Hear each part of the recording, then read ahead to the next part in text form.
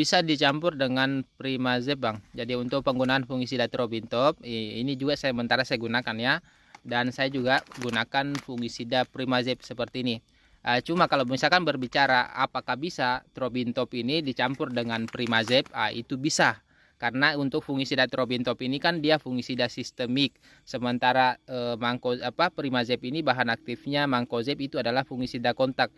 Kalau mau mencampur fungisida itu campurnya kontak dicampur dengan sistemik. Jangan usahakan ya pisah. Jangan campur sistemik dengan sistemik ataupun jangan campur dengan kontak dengan kontak. Tetapi kalau saya masih mengaplikasikannya secara rollingan ataupun gantian. Misalkan hari ini saya gunakan fungisida Primazep, 3 hari kemudian saya gunakan fungisida Trobintop. Cuma kalau misalkan butuh ataupun merasa perlu untuk dicampur, ya itu tidak masalah dicampur. Yang pastinya kan aman dicampur lah.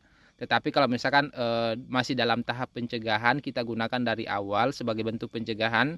Saran saya lebih bagus di rolling aja ataupun diaplikasikan secara bergantian agar lebih hemat penggunaannya, lebih hemat biaya yang kita gunakan. Makanya kalau saya pribadi itu, kalau untuk pencegahan-pencegahan dari awal itu saya biasanya melakukan perollingan fungisida aja. Jarang saya mencampur fungisida. Kalau fungisida ya lebih bagus di rolling aja dengan tujuan agar lebih hemat juga biaya yang kita gunakan. Tetapi kalau misalkan butuh campur ya tidak masalah, silakan dicampur, tidak masalah, aman.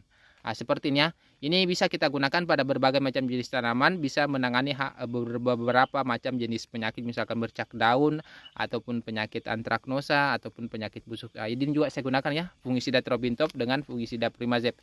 Kalau misalkan mau gunakan dua fungisida ini ya, recommended kita gunakan, bisa kita gunakan pada berbagai macam jenis tanaman, bisa digunakan pada tanaman cabai ataupun pada tanaman lain, bisa digunakan pada musim hujan ataupun musim kemarau. Ini bisa cek di keranjang di bagian pojok kiri bawah. Oke, semoga bermanfaat.